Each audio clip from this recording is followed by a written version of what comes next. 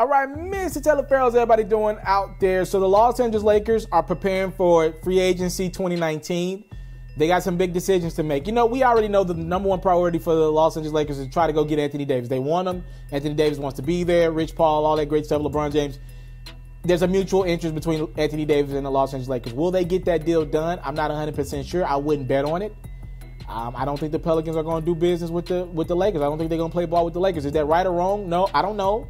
You know, probably not. But it is the reality of the situation. They don't want to trade Anthony Davis to the Lakers. I think they'll take a less offer if it's out there, if it means the Lakers don't get Anthony Davis. Just my opinion.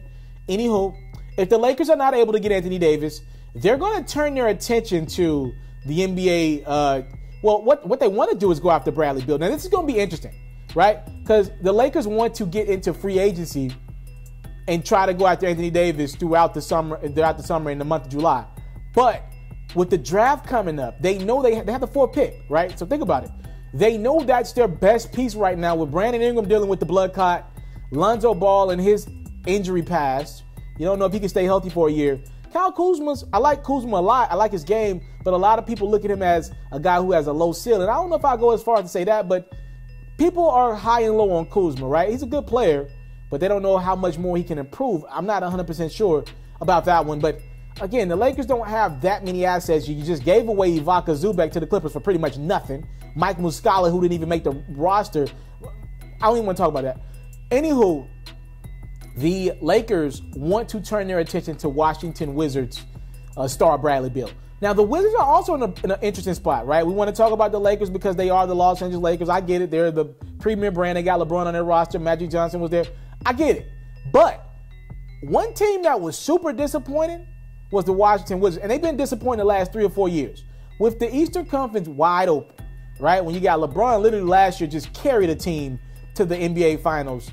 The Washington Wizards had high expectations year in, year out. And they could not get it done under the leadership of John Wall and or Bradley Beal. So the Wizards now are probably going to be without John Wall for an entire year. He's going to make about $50 million, close about $45 to $50 million in the last year of his deal. That's a year, right? You just locked up John Wall for this long deal. So now the Wizards know for a fact for the next 3 or 4 years, we're not going to compete for a championship without our top guy, at least our top guy that we're paying financially. Bradley Beal's contract isn't up to 2021, but the Wizards as an organization, they're going to have big decisions. We got to put butts in seats, or we got to at least sell our season ticket holders on something, right? What is it going to be? Is it going to be the future? What are we selling these guys on? Is it going to be Bradley Beal? Are we going to stay with him? They don't want to trade Bradley Beal right now, but a team like the Lakers is going to try their best to force the Washington Wizards' hand in trading a guy like Bradley Beal. Again, John Wall's trade stock is going to be at the absolute lowest. But for now, it's can you get the Wizards to say, let's go trade Bradley Beal because we need to start rebuilding this thing. We can't trade John Wall's contract. Can we trade Bradley Beal's contract to kind of start over and at least not be in a luxury tax situation? That's where the Wizards are at right now. I don't know if the Lakers can convince them to trade Bradley Beal. You think the number 4 pick would get it done? The Wizards were another one of those teams that had high hopes going into the lottery. They had to sit there and watch the Memphis Grizzlies get a top 2 pick. You had to sit there and watch the Pelicans get the number 1 pick, right? And the Wizards are like, yo, we were in the vicinity of the chances that those teams had. We didn't get lucky this year. Now we're on the outside looking in. Maybe do you want the 4th pick to go get a guy like Darius Garland in there? I don't know what the Wizards want to do with their future. But it starts and ends with them making a decision on Bradley Beal. He's pretty much their only trade asset of that caliber to make significant change this summer. So we will see what the Wizards decide to do. The Lakers are going to be pursuing Bradley Beal heavy. They want to do a Brandon Ingram for Bradley Beal deal straight up and down. I doubt the Wizards budge. I doubt they budge.